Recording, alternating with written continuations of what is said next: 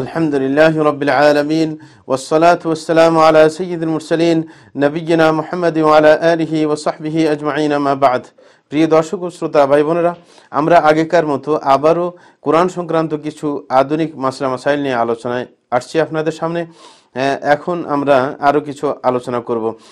এখনকার যে প্রথম মাসালাটা সেটা হচ্ছে যে কোরআন মাজিদের মধ্যে তাজবিদের বিধানগুলো বোঝানোর জন্য, তাজবিদের যে নিয়ম কানুনগুলো আছে সেগুলো বোঝানোর জন্য কোনো চিহ্ন ব্যবহার করা এটা শরীয়তে জায়েজ রয়েছে, এটা সঠিক বিধান হচ্ছে এটা। আরেকটি মশলা হচ্ছে যে আপনার কেরাত আপনার লেখার জন্য কোরআনের মধ্যে যে কেরাত, কোরআনের মধ্যে অনেকগুলো কেরাত আছে, হ্যাঁ, এই কেরাতগুলো বোঝানোর জন্য আপনি আলামত ইত্যাদি ব্যবহার করতে পারবেন। এই কেরাতগুলো লেখা সম্ভব, হ্যাঁ, এই কেরাতগুলোর প্রতি ইশারা ইঙ্গিত দেওয়ার জন্য ব্যবস্থা গ্রহণ করা, হ্যাঁ, এটা জায়েজ শরীয়তের মধ্যে। এরকম আরেকটি মাসালা হচ্ছে যে কোরআন মাজিদের মধ্যে বর্তমান যুগে কিছু কোরআন শরীফ আমরা দেখতে পাই, সেটা হচ্ছে অনেক সময় দেখবেন যে আল্লাহর যে নামগুলো আছে সেগুলো ভিন্ন রঙের, বিশেষ করে লাল রং বিশেষ করে ব্যবহার করা হয়।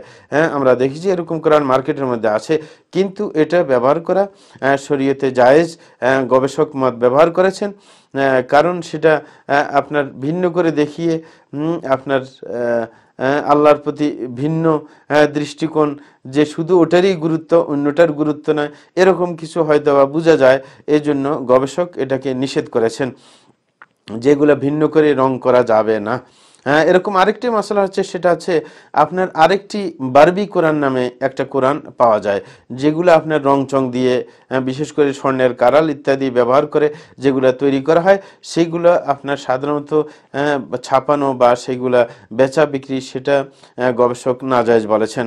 হ্যাঁ, 16 নম্বর আরেকটি মশলা সেটা হচ্ছে যে কোরআন খতমের দোয়া, কখনো কোরআনের পিছনে দিয়ে কোরআন খতমের দোয়া সেটার সাথে সেট করে দেওয়া কখনো জায়েজ হবে না। তখন মানুষে মনে করবে যে এটা সুন্নতি পদ্ধতি। আমাদের দেশে তো এমন হয়েছে যে কোরআনের পিছনে অনেক কিছুই অ্যাড করা হয়, কোরআনের পিছনে দেখা যায় অনেক কোরআনের তাবিজও অ্যাড করে দেওয়া হয়েছে। হ্যাঁ, আপনার অনেক কিছু আপনার দোয়া ইত্যাদি অনেক কিছু অ্যাড করে দেওয়া হয়, সেটা কোরআনের মতো অনেকে মনে করে বসে। অনেকে যখন বলা হয় যে তাবিজ শিরিক, তখন অনেকে রেফারেন্স দেয় যে কোরআনের মধ্যে সেটা পাওয়া যায়। তাইলে এটাই আপনার বিশাল ঝামেলা হয়ে গেছে। এই কারণে গবেষক বলেছেন যে আপনার কোরআনের শেষে কখনো কোরআন খতমের দোয়া সেখানে লিখে দেওয়া যাবে না।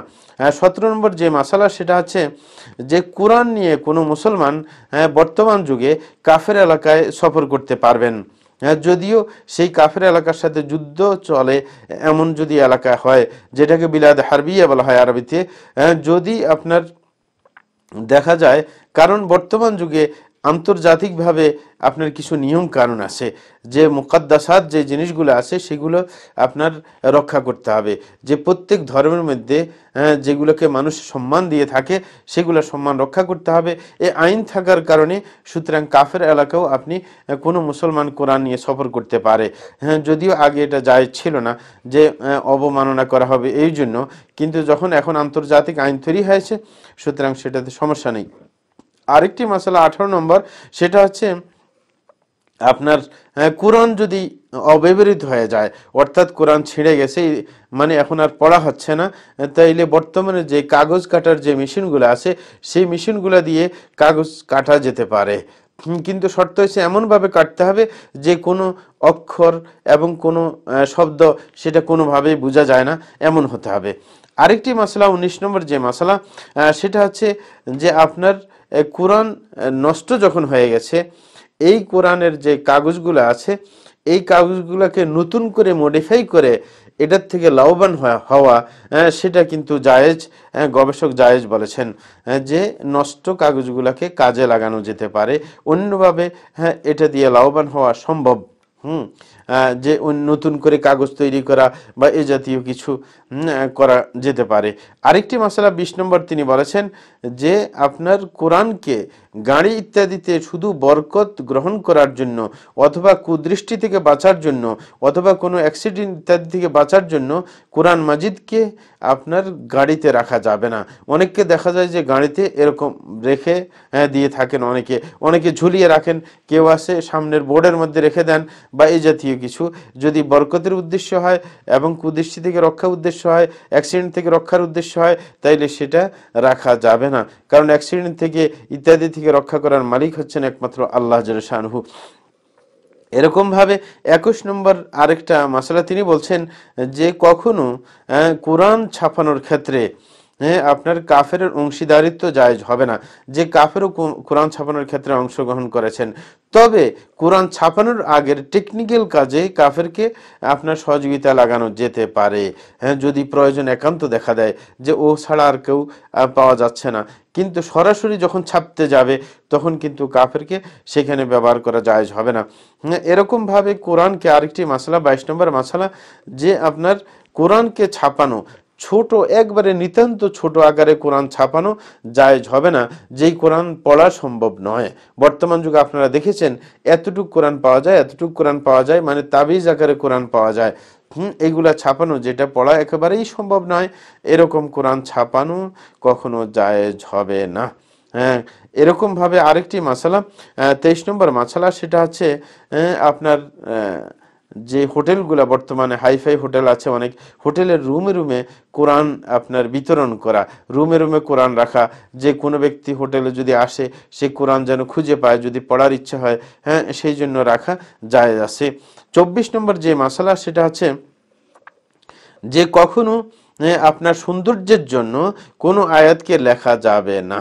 অনেকে সৌন্দর্যের জন্য আয়াত লিখে রাখেন, শুধু সৌন্দর্য দেখার জন্য, যে সুন্দর লাগে, এরকম অনেকে লিখিত আয়াত আপনি টাঙ্গিয়ে রাখেন সৌন্দর্যের জন্য, যেখানের মধ্যে দেখা যাবে যে মানে আয়াতগুলো লেখা হয়েছে অক্ষর একটা একটার মধ্যে ঢুকিয়ে দেওয়া হয়েছে, এবং এরকম ভাবে শব্দকেও শব্দের মধ্যে ঢুকিয়ে দেওয়া হয়েছে যে সেটা পড়াই যায় না, এবং অথবা পড়তে খুবই কষ্ট হয়, যে পারঙ্গম সে পড়তে পারে, যে মানে কোরআন আয়াত সম্পর্কে আইডিয়া আছে সেই মাত্র পড়তে পারে, এরকম কোনো কিছু রাখা যাবে না। এগুলা যেটা পড়ে লাভবান হওয়া যায় না, শুধু সৌন্দর্যের জন্য, সেটা তিনি বলেছেন জায়েজ নয়। 25 নম্বর যেই আপনার মাসালা তিনি বলেছেন, সেটা হচ্ছে কোনো আয়াত অথবা কোনো একটি আয়াত অথবা অনেকগুলো আয়াত কোনো মানুষের ছবিতে অথবা কোনো প্রাণীর ছবিতে অথবা কোনো পাখির ছবিতে লেখা জায়েজ নয়। অনেকে এরকম করেন, বর্তমানে দেখা যায় যে মানুষের ছবিতে আয়াত লিখেছেন অথবা কোনো পশুর ছবিতে আয়াত লিখেছেন, মানে লিখে ছবির আকৃতি দিয়েছেন। না, সেটা কখনো জায়েজ হবে না, কোরআনের অবমাননা হচ্ছে এই জন্য। এরকম ভাবে আরেকটি মাসলা 26 নম্বর মাসলা, সেটা হচ্ছে যে আপনার কোনো জায়গার মধ্যে, যেই জায়গার কোনো অবহেলিত জায়গা, সেই জায়গার মধ্যে কোনো সম্মান দেওয়া হচ্ছে না, এরকম জায়গার অবহেলিত জায়গার মধ্যে কোরআনের কোনো আয়াত টাঙ্গিয়ে রাখা জায়েজ নেই। যেমন যেখানে খেল তামাশা হয়, আপনার সেইখানে আপনার কোরআনকে এরকম ঝুলিয়ে রাখা কখনো জায়েজ নয়, কারণ অবমাননার জায়গা, এখানে খেল তামাশার জায়গা, সেখানে কখনো আপনার কোরআনের সম্মান রক্ষা পাবে না। অথবা যদি আয়াতগুলা কোনো বোর্ডের মধ্যে লেখা হয়, সেটা কোনো নিষিদ্ধ জায়গার মধ্যে, শরীয়তে যেখানে নিষিদ্ধ, মানে শরীয়ত বিরোধী কর্মকাণ্ড সেখানে করা হয়, সেখানেও এরকম প্লেট আকারে আপনার আয়াত লিখে দেওয়া যাবে না। যেখানে অনেকে লেখা যায় শব্দগুলাকে ভিতরে ঢুকিয়ে দেয়, এক শব্দের ভিতরে আরেকটা ঢুকিয়ে, অনেক সময় কোরআন পড়াই যায় না সেখান থেকে, এমনও হয়ে থাকে। এরকম ভাবে আপনার শুধু মজলিসের সৌন্দর্য বর্ধনের জন্য কোরআন লিখে সেখানে টাঙ্গিয়ে রাখা, পড়ার কোনো উদ্দেশ্য না, সেখান থেকে কিছু আপনার মানে শিক্ষা গ্রহণ কোনো উদ্দেশ্য না, এরকম ভাবে টাঙ্গানো সেটাও না জায়েজ। অথবা এরকম কোনো কোরআনকে লিখে রাখা যে কোনো ফাসেদ উদ্দেশ্যে, খারাপ উদ্দেশ্যে, যেমন আপনার কুদৃষ্টি থেকে বাঁচার জন্য, অথবা আপনার কারোর আপনার হিংসা বিদ্বেষ থেকে বাঁচার জন্য, অথবা কোনো রিজিক আনার জন্য, অথবা এরকমভাবে নিজের কারোর দোকানের মধ্যে দোকানের পণ্য যেন ভালো করে বিক্রি হয় সেই জন্য, অথবা মানুষকে উৎসাহিত করার জন্য যেন কিনতে আসে, এরকম মানুষকে টানার জন্য, এইগুলা উদ্দেশ্যে আপনার কোরআনকে লিখে রাখা যাবে না এরকম ভাবে, কারণ এগুলো অসৎ উদ্দেশ্য, আপনার যেটা কোরআন সেই জন্য নাজিল হয়নি, বরং কোরআনকে উল্টো জায়গায় ব্যবহার করা হয়েছে, এই কারণে সেইখানের মধ্যে এগুলো ব্যবহার করা জায়েজ নেই। 27 নম্বর যেই মাসালা, সেটা হচ্ছে যখন আপনার শরীয়ত বিরোধী আপনার কোনো জায়গার মধ্যে এমন যে কোরআনের কোনো প্লেট মানে কোরআনের কোনো এরকম প্লেট আকারে তৈরি করা হয়েছে যে এখানে কোনো শরীয়ত বিরোধী কিছু পাওয়া যাচ্ছে না, এবং এটার উদ্দেশ্য হচ্ছে যে একমাত্র উপদেশ গ্রহণ করা, এমন যদি হয়।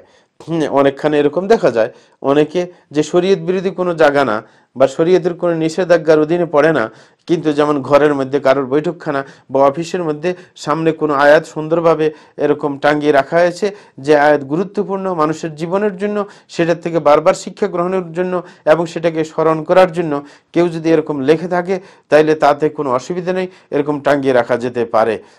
এরকমভাবে আরেকটি মাসালা 28 নম্বর, সেটা হচ্ছে যে আপনার যেখানের মধ্যে কোরআনটা অবৈধভাবে লেখা হয়েছে, মানে আগে যে অবৈধ নিয়ম বলা হয়েছে অবৈধভাবে লেখা হয়েছে, সেটার বেচা বিক্রি জায়েজ নেই।